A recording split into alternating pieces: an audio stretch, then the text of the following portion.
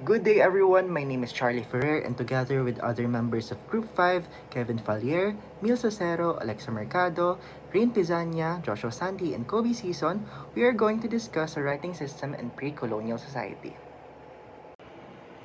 Did you know that a small piece of copper saved an old man and his descendants from being Alipins? And that this same small piece of copper has a massive, or should we say an unquantifiable significance to the Philippine and Southeast Asian history? Let me introduce you to the Laguna copper plate inscription. This artifact was discovered in the year 1989 near the Lumbang River in Laguna.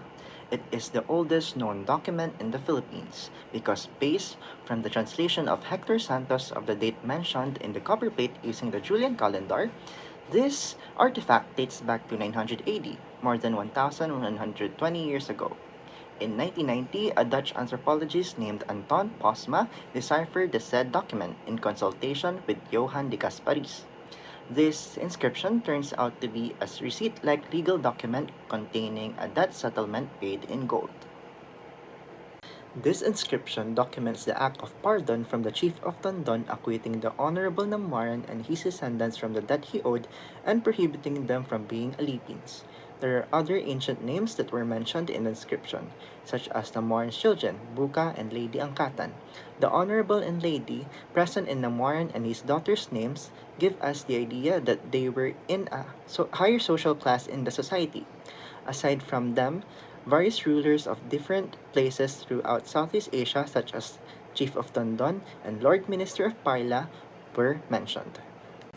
Before it was deciphered by Posma and de Casparis, this piece of copper confused many scholars, as it wasn't written in known ancient Philippine scripts at that time, such as Baybayin and Kulitan.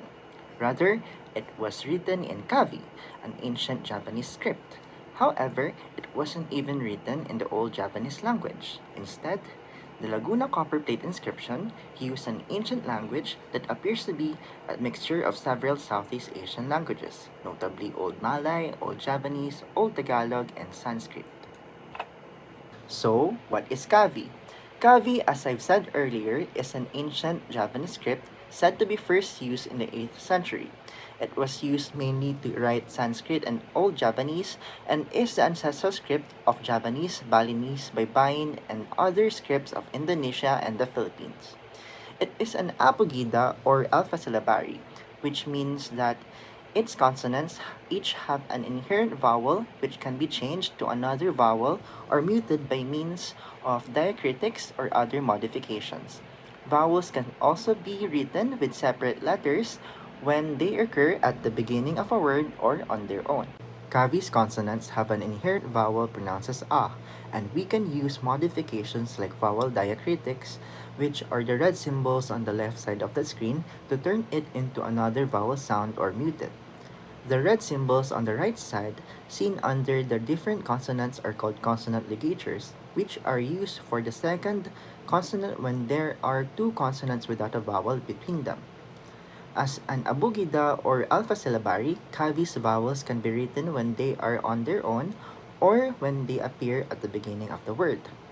The finals are used at the ends of the words, and Kavi also has punctuations and numeral symbols. How is Kavi read and written? Kavi is read and written from left to right in horizontal lines. Now, using the consonants and vowel diacritics from the last slide, let's read and analyze these Filipino words written in Kavi. The first word is kaba or nerves in English. It is written with just two consonants without any modifications, ka and ba. Now, when we put a diacritic that is curved outwards at the right of ka, it becomes ku, and the word will be kubak, or hunchback in English. If we modify it further, by adding diacritics that look like number 6 at the left and a horizontally flipped letter C at the right of ba, it will turn into bo. Thus, the word will become kubo or hot in English. The Laguna copper plate inscription is truly an important aspect of our pre-colonial culture and civilization as it pushes back our country's official history 621 years before the Ferdinand Magellan discovery, and it debunks many misconceptions and miseducations about pre-colonial Philippines. The date and the content of the inscription proves that our ancestors were already civilized long before the Spaniards came and even before the Kingdom of Spain was formed in 1492. It gives us a glimpse of how the ancient Philippines and other Southeast Asian civilizations were like. The debt and the political and social titles mentioned gives us an idea of how their social classes and social mobility work. The names and places mentioned, and also the use of Kavi, an ancient script, and different ancient Southeast Asian languages, debunks the claims that we were isolated from the rest of Southeast Asia. Furthermore, the inscription gives us the idea of how wise our ancestors were, from the usage of materials that would not easily disintegrate in writing important documents, to their knowledge in mathematics and astronomy evident in the amount of debt mentioned and usage of heavenly bodies like the moon to tell the date. And that, everyone, is the Laguna copperplate inscription. Now we have Kobe here to present a more familiar alpha syllabary, which is the Baybayin. So, what is Baybayin? Baybayin is an ancient Philippine script used primarily by the Tagalog people before and during the early Spanish colonization of the Philippines. It is also a Tagalog term that refers to all the letters used in writing a language, that is to say, an alphabet. Although, to be more precise, the Baybayin is more like a syllabary. It is from the root word baybay, which means to spell. So, how is Baybayin read? Baybayin is read from left to right. The Baybayin is a syllabary where each character represents a syllable rather than a single consonant or vowel. In its basic form, a character typically represents a consonant followed by the vowel a. Unless there's a diacritical mark, which we will be talking about later, the ending of a consonant always ends with the vowel a. So, for example, this character ba always ends with a if there is no diacritical mark. So you read this as baba or baba, which is chin in Tagalog. So these are the three vowels and the 14 consonants of the Baybayin. So we have a, e are the same character as well as o, u. And we have the 14 consonants ba, ka, and ra and da are the same character as well. And we have ga, ha, ma, na, nga, pa, la, ta, wa, ya, and sa. So now we are finally going to talk about the diacritical mark, or as it is called, the kudlit. So basically, if the kudlit mark is placed below the consonant, it will inherit the vowel sound of o and u, which is, for example, in this character, ba has the kudlit mark below, and it will inherit the sound of o or u, and it will become bo.